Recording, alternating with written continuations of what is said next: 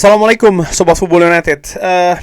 Kobbie Mainoo akan gue bahas di video kali ini karena di ngobrol live terakhir ketika gue berbicara terkait dengan preview Manchester United menghadapi West Ham, gue adakan polling lebih dari 90% meminta agar dilakukan pembahasan terkait dengan Kobbie Mainoo. Nama Kobbie Mainoo menurut gue memang menarik ya. Kenapa? Karena Kobbie Mainoo seperti kayak mendapatkan kehidupan keduanya nih bersama dengan Michael Carrick. Setelah nasibnya sempat tidak jelas bersama dengan Ruben Amorim, saat ini Kobbie Mainoo lebih mendapatkan tempat atau bahkan menjadi salah satu elemen penting bahkan menurut gue ya di squad dari Michael Carrick. Selama 4 pertandingan secara berurutan ketika gue bikin video ini, 4 kemenangan secara beruntun, Kobbie Mainoo selalu menjadi starting 11. Kobbie Mainoo juga memiliki kontribusi yang luar biasa. Dalam 4 pertandingan terakhir, dia menciptakan 2 assist bagi Manchester United. Ini angka yang fantastis menurut gue untuk seorang pemain yang masih berusia 20 tahun. Nah, sebenarnya kalau ingin perpanjang agak sedikit ke belakang ya, memang Kobbie Mainoo sendiri bersama dengan Manchester United ini beberapa musim yang lalu, tepatnya sebelum tentu saja adanya pergantian pelatih dari Erik ten Hag ke Ruben Amorim, atau lebih tepatnya bersama dengan Erik ten Hag, Kobbie Mainoo ini memang mendapatkan kesempatan yang lebih banyak. Dia diberikan bahkan posisi yang menurut gua penting ya di squad dari Erik ten Hag, walaupun pada saat itu dia masih berusia sangat muda sekali. Tapi ada banyak pertandingan Kobbie Mainoo diberikan kepercayaan. Salah satu yang terbesar tentu saja ketika final Piala FA Manchester United di Wembley menang menghadapi Manchester City. Kobbie Mainoo diberikan tempat di sana oleh Erik ten Hag, dan dia pun juga menjadi salah satu pencetak gol kan, di samping juga permainan yang luar biasa menurut gue pada saat itu. Tapi seiring dengan datangnya Ruben Amorim, nama Kobbie Mainoo ini memang menurun. Kenapa? Faktor utama menurut gue adalah sistem.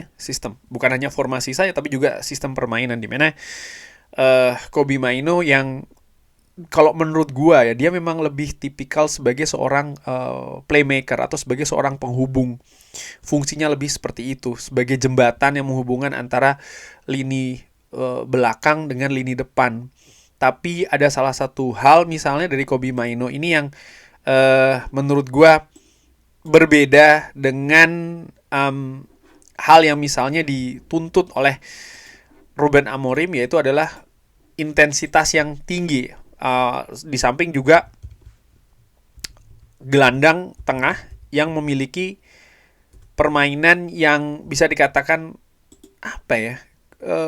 komplit dari sisi bertahan dan juga menyerang. Dan menurut gua inilah yang membuat akhirnya Kobbie Mainoo kehilangan tempat di tim dari Ruben Amorim. Di samping juga ketersediaan pemain ya, misalnya dengan di-dropnya seorang Bruno Fernandes dari gelandang serang ke gelandang tengah.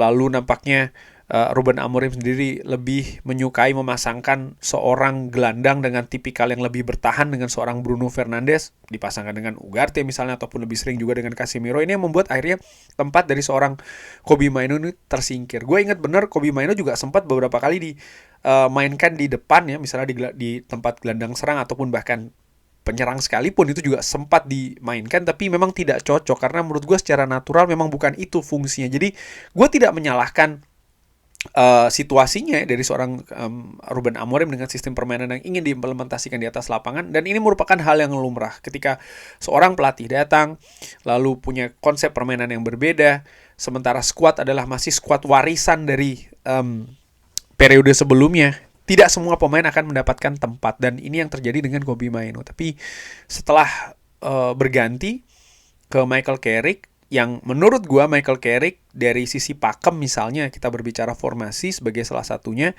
ini kan hampir sama dengan apa yang diterapkan oleh seorang Erik ten Hag. ya pelatih yang menurut gue ataupun manajer yang sangat-sangat mempercayakan kepada seorang Kobe Maino, dan ini yang terjadi. Kobe Maino bermain di posisi terbaiknya menurut gue, bukan cuma di posisi terbaiknya tapi juga dengan fungsi yang terbaik yang dia bisa beri, artinya dalam hal kontribusi, dan itu yang akhirnya terjadi saat ini bersama dengan Manchester United. 4 pertandingan terakhir 2 assist. Dan kalau gue lihat juga bagaimana kontribusi Kobe Maino dalam 4 pertandingan terakhir, key passes misalnya ya, luar biasa. Menghadapi Tottenham Hotspur ada 4 key passes, menghadapi Arsenal dan juga Manchester City masing-masing ada 2 key passes. Hal yang fantastis menurut gua. Lalu dari sisi ofensif tadi ya, selain 2 assist, bagaimana dia juga memberikan ancaman-ancaman ini. Menghadapi Fulham dia ada 1 total shots, menghadapi Arsenal dan juga Manchester City dia ada juga 1 total shots. Dia juga lebih punya keberanian misalnya ya untuk melakukan dribbling, dan ini menurut gue salah satu atribut dari seorang Kobe Maino, memanfaatkan celah yang sempit, dan ini dilakukan ketika menghadapi Tottenham Hotspur. Ya, secara keseluruhan menurut gue Kobe Maino menemukan kembali apa yang hilang katakanlah ya selama kurang lebih 1 tahun terakhir. Di sampingnya dia juga banyak absen karena cedera ya kan di periode dari Ruben Amorim, tapi saat ini dia menjadi pemain penting nih di skuad Manchester United. Apakah akan seperti ini terus? Kalau dari apa yang dikatakan misalnya oleh Michael Carrick dan juga manajemen Manchester United ya, misalnya ada sebuah profil juga yang menempel, melekat di seorang Kobe Maino ya kan, bagaimana dia adalah produk dari Akademi Manchester United. Bahkan secara personal dia ini memang orang asli dari Manchester. Jadi ini juga hal yang ingin ditonjolkan. Ini hal yang juga ingin diangkat oleh klub Manchester United. Pemain datang dari akademi, pemain dari kota sendiri, katakanlah seperti itu ya. Bahkan beberapa kali gue katakan Kobe Maino ini punya poin-poin, katakanlah seperti itu, elemen-elemen untuk dalam waktu depan ya, ke depan ini akan bisa jadi dia bukan hanya menjadi kapten dari Manchester United, tapi bisa jadi juga menjadi icon dari Manchester United. Dan nampaknya memang ini yang ingin dikemas oleh manajemen Manchester United, sehingga siapapun nama yang akan menjadi head coach Manchester United musim depan dan juga selanjutnya, gue yakin salah satu tugasnya adalah ya ini tadi, memberi kesempatan kepada Kobe Maino, mengembangkan lagi Kobe Maino ya di Manchester United. Saat ini Kobe Maino tentu saja sedang dalam jalan ya, ataupun jalur untuk bisa ke Piala Dunia. Dan menurut gua ini fantastis. Umur 20 tahun, bermain di klub sebesar Manchester United dengan sudah menyumbang trofi FA Cup ya kan, dan juga Carabao tentu saja, menjadi bagian dari tim nasional Inggris di Euro, bahkan mengantarkan sampai dengan panggung tertinggi ya di turnamen tersebut walaupun tidak mendapatkan trofi. Dan saat ini dia sedang dalam jalur untuk bisa tampil di Piala Dunia, salah satu kompetisi tertinggi menurut gue di sepak bola. Ini hal yang sangat luar biasa. Di sisi lain ini juga menunjukkan bagaimana pemain itu sendiri ya, bagaimana memang kualitas potensi yang sangat besar yang dimiliki oleh Kobe Maino. Nah, masa depan Kobe Maino saat ini sedang dalam pembahasan tentu saja. Ada berbagai pemberitaan. Fabrizio Romano mengatakan bahwa Manchester United memang sedang berkonsentrasi betul, ataupun salah satu hal yang sedang diprioritaskan adalah perpanjangan kontrak dari seorang Kobe Maino. Kobe Maino sendiri kontraknya ini akan habis di musim panas tahun 2027. Dan sebenarnya ada opsi perpanjangan 1 tahun lagi.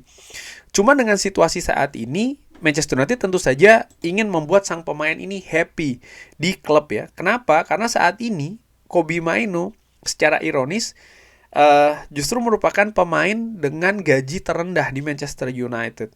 Dia mendapatkan per pekannya ini ada di angka 25.000 pounds.